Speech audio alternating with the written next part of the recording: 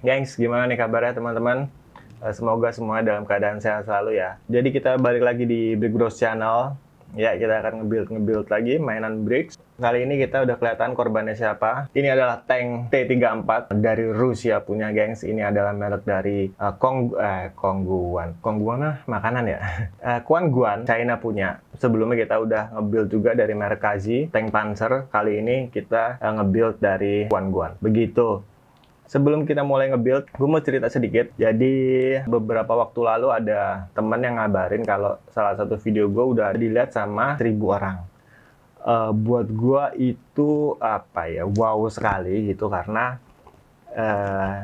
tadi gue didengar sama orang, ditonton sama orang itu sekitar 15 orang dulu waktu gue masih zaman jadi asdos, masih kuliah dulu. Jadi ditonton lebih dari 15 orang aja, itu buat gue udah sesuatu banget sih gitu. Gue juga nggak menyangka gitu, karena emang gue nggak ada target capaian gimana banget buat Brick Bros ini, buat main di channel. Basically cuman having fun aja. Tapi ternyata feedbacknya bagus gitu. Jadi gue mau mengucapkan thank you banget buat teman-teman yang udah mau nonton, udah mau meluangkan waktunya. Mudah-mudahan kedepannya gue bisa tetap konsisten gitu ya. Itu yang susah sebenarnya, tetap konsisten dan produce lebih banyak lagi video-video buat teman-teman semua yang ada dimanapun itu. Begitu, jadi kira-kira begitu gue mau berterima kasih. Semoga kedepannya akan lebih baik lagi. Oke, cukup sudah basa-basinya. Kita langsung aja nge-build mainan ini, oke? Yuk gengs, pakis! Nah ini Pak, ketika kita ngebuka packagingnya, ini boxnya kayaknya lebih premium gitu ya. Di dalamnya ada box-box lagi, udah dipisah-pisahin. Jadi ini lumayan premium sih kemasannya dibanding sama merek yang sebelum-sebelumnya. Yuk gengs, kita langsung nge-build aja, oke? Gas!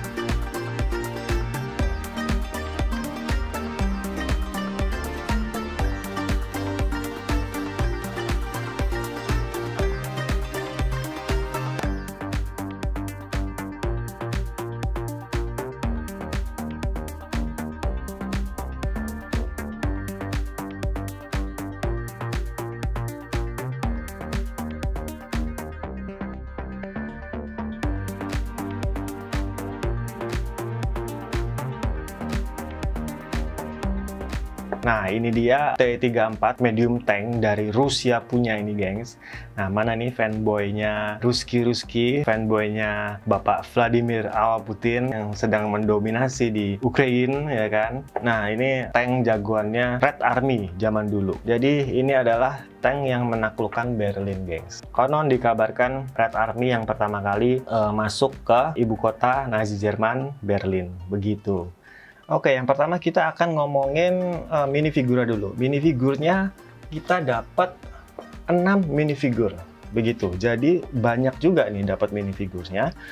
Nah, ini minifigura, gengs. Wah, ini keren sih, man. Ini ceritanya jenderalnya ya, kelihatan banget dia pakai semacam mantel gitu. Terus di belakangnya ini jadi ada bludru-bludru nih di belakang mantelnya ini. Dan lihat print-printannya juga bagus ya, nggak ada cacat. Tapi emang kelihatan untuk yang di topinya ini dia ada dari produksi nggak begitu smooth ya. Ada kayak semacam geradakan-geradakan gitu, gengs. Begitu di bagian topinya ini. Tapi secara keseluruhan bagus sih. Nah, ini ada yang prajuritnya, dan ini terus dia satu ini lucu nih, dia di bagian kepalanya, di bagian matanya ada perban gitu. Ini kalau yang kayak gini-gini sih gue seneng ya, karena dia nambahin cerita sih menurut gue nih. Ada luka bekas peluru begitu. Jadi ini bagus sih, nambahin story gitu di dalam minifigurnya. Nah, ini dia lebih berkarakter lagi, dia sambil ngisep cerutu begitu. Di dalamnya kita dikasih banyak pilihan-pilihan senjata sih. Ini dia lagi megang senapan mesin ala Rusia gitu ya. Nah, ini buat minifigur selanjutnya ada 2 minifigur buat pilotnya. Ini pun ada topinya segala macam, detailnya. Ini dia nanti tempatnya di dalam, bisa duduk di dalam tank begitu. Dan yang unik dari minifigur ini, dia emang sekilas kayak Lego ya, persis banget kayak Lego gitu. Tapi dia ada tambahan yang lain. Jadi di dalam tangannya ini, guys, dia ada engsel lagi nih. Ada engsel, plus di kakinya ini juga ada engsel. Jadi dia memungkinkan buat berpose lebih variatif sih gitu. Jadi ini bisa begini, bisa ditekuk kayak gitu kakinya, dan ini tangan bisa pose kayak gini. Jadi dari sisi minifigur Kwangguan ini bisa dibilang lebih bagus lah daripada brand yang lain begitu. Keren sih, ini sesuatu yang baru buat gua. Oke, nah sekarang kita masuk ke tanknya nih, gengs. Seperti yang bisa kita lihat, yang pertama adalah tentunya meriam utamanya nih, gengs. Begitu, dia bisa muter 360 derajat, smooth, nggak ada yang ganjel-ganjel apa gimana. Tapi gue pribadi lebih seneng yang muternya ini ada step-stepnya sih. Ada 1, 2, 3 begitu, kayak di tanknya brand Sembo. Itu minor aja sih, buat gue pribadi gue lebih seneng yang kayak gitu. Tapi ini kayak gini juga nggak kenapa-napa, oke-oke aja. Di sininya pun dia ada mekanik lagi, bisa naik dan turun begitu. Bisa naik sih, turun nggak bisa, naik aja, mendangak ke atas begitu. Terus seperti yang tadi gue bilang di awal-awal, ini kalau gue lihat well design banget, karena banyak part-part yang slope kayak gini. Ini slope semua, sampai atas juga slope semua, kiri kanan bagus, jadinya clean. Nah, nextnya di sini ada detail tambahan nih. Ini ada semacam kain atau matras gitulah ya, buat semacam peralatan buat perang gitu. Dan dia diikat pakai rantai gitu, dimasukin ke dalam situ. Detail kayak gini yang buat gua dia nambah poin sih, bagus banget sih, keren begitu. Oke, nextnya kita muter ke belakang sedikit. Nah, di belakang sini ini bisa dibuka dan kita bisa ngelihat mesinnya. Begitu.